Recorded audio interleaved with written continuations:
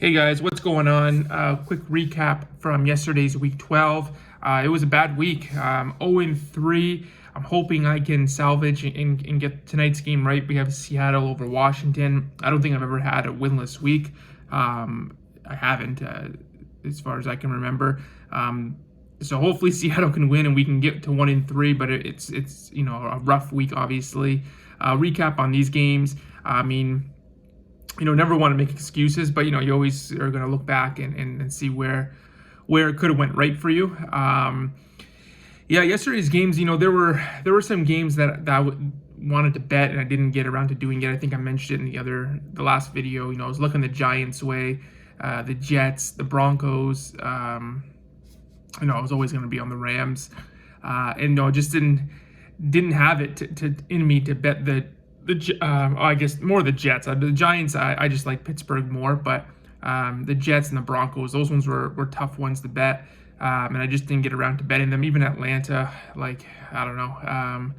There were just other games on the board that I liked, and I didn't want to bet 8 games, but just a bad week, man. I don't know what else there's to really say about it. The Pittsburgh one was really disappointing because they just never were in that game. I don't think anyone saw that coming. Division game, and you go to Cincinnati, you're a half game back, and they got punched in the mouth. Immediately lost that football game. We're never in it. Was never close. It was 24-7, 31-7, whatever it was at halftime. So right then and there, I'm like, oh, this could be, just one of those weeks. And then the Colts game, no business the Buccaneers had to cover 3.5. That game was 24-14 from the Colts in the third quarter. They're driving. I mentioned, Carson Wentz just get out of his own way and not make mistakes. And he had a great first half, and everything he did right in the first half, he screwed up in the second half. He had the fumble sack, and that was a momentum swing in that game. Tampa Bay ended up scoring, 21-28, like 17 unanswered points, something like that. And all of a sudden it's 31-24. The Colts come back, tie it 31-31. And then, the Bucs have the ball late in the game, and they end up getting a rushing touchdown with just a few seconds to go. Leonard Fournette, a 28-yard touchdown run, which is crazy. If anything, that game should have finished 34-31 either way. And the Colts defense, they were trying to stop the Bucs. It wasn't like the Bucs were at the 5-yard line and the Colts were just going to let them score to get the ball back. They were at the 28, and everyone knew Tampa was going to run the football and just try to get into better field goal range and kick the field goal. And the Colts just couldn't stop the run. It was actually insane. So just a bad beat. So Pittsburgh coming out and getting punched in the mouth. The Colts with the bad beat. I'm like, geez, this isn't good. This is not going to be a good week. The Rams, whatever. I knew going into that one was going to be a tough game. The Rams didn't do themselves any favors, but when you go into Green Bay, you have to play a near perfect game because you're getting zero help from the refs. And again, not to make excuses, but this happens every week. It's a reason why Rodgers and the Packers are so tough to beat at home. Not to mention they have a huge home field advantage, but they get every call. There were a couple times in that game where the Packers looked like they had a false start and no call, and then they call a ticky-tack neutral zone infraction on the Rams on a punt. I was like, you got to be kidding me, And the Packers didn't end up scoring on the drive, but it did take away a possession for the Rams. Those ones are just tough to watch. I just hate betting against Green Bay at Lambeau because of that. Just because everything that happens, Rodgers gets his toe stepped on, and it's like a personal foul. It's ridiculous in Green Bay. And not to mention they're just good. The most ridiculous stat I've ever seen Rodgers is like 71-1 when leading at halftime. Like that's insane to me. I can't believe it. But whatever. I just that one right there, I was like, well, this game's over. The Rams just never could get it going. They lost this game the same way they lost in the playoffs. Couldn't make a stop. Weren't on the field long enough. And that was kind of that. So we'll see what happens tonight. Hopefully Seattle can get the win, but whatever. I'm already looking forward to week 13. And at the end of the day, guys, you make these bets and you feel like you made the right bet, but these teams got to go out there and get the job done. I mean, there's a lot of randomness in sports, especially in the NFL, and you're banking on these guys to make the plays they should make. I mean, there's no reason Pittsburgh should lose a game like that, for instance. I mean, you come out and you have some momentum going into this game. I mean, you played a great fourth quarter against the Chargers. They scored 24, 27 points, whatever it was.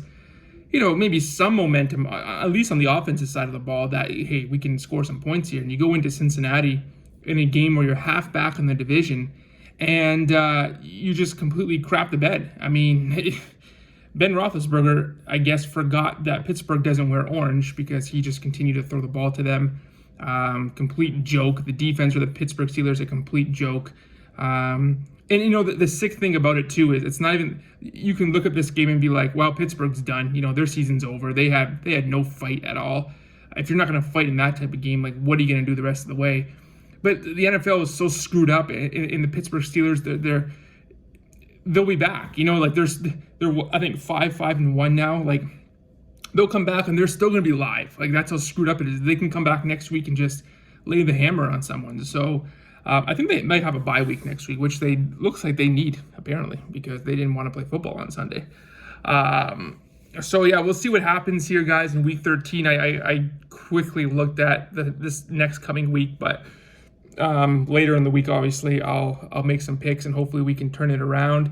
But yeah, I just want to make a video kind of talking about yesterday's, just like a UFC fighter, man, going into the octagon and getting just punched in the chin within the first 15 seconds. I mean, holy smokes.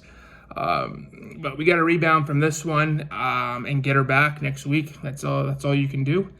We'll see what happens. As a Rams fan, man, the Rams are a little bit of trouble here. I mean, they've lost 3 in a row, and when you look at their resume of wins, they haven't beaten anybody this season, and they have Jacksonville next week, so they'll probably win that game. But they haven't beat any impressive teams really this year, and they just keep losing against good teams. So I'm a little concerned with the Rams. They have all the right pieces, but they got to get this thing together. So yeah, I think they're like a massive 13-point favorite next week, and yeah, the team you're playing is bad when you're laying 13 on a 3-game losing streak.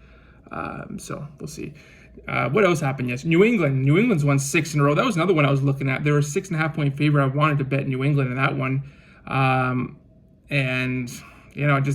Same thing. I for whatever reason, I'm looking at some of these games. I'm like, yeah, I like this team, and then I just didn't bet them. I don't know.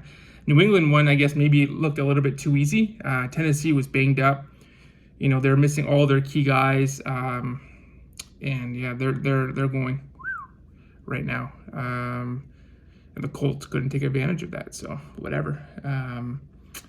And then San Francisco was another one. I was really looking at taking the San Fran side. Minnesota's always trappy. Like, Minnesota's a team, like, every time you think they're going to win, they lose, and when you think they're going to lose, they win. I think a lot of people thought they were probably going to lose last week against Green Bay, and they won. And then people were like, oh, man, they should be able to beat San Francisco. Like, their offense is better than San Fran's, and then look what happened, Having said that, Jimmy Garoppolo is complete ass. I mean, whatever. Cleveland was another one. I think a lot of people, myself included, I actually liked the Cleveland Browns in last night's game. I didn't bet it, thank God. But, like, holy smokes, Lamar Jackson, 4 interceptions. Baker Mayfield continues to suck. And the Cleveland Browns, again, score 10, 13 points. Like, that's a disaster. So that division, like, holy smokes, Cleveland sucks. Pittsburgh apparently sucks.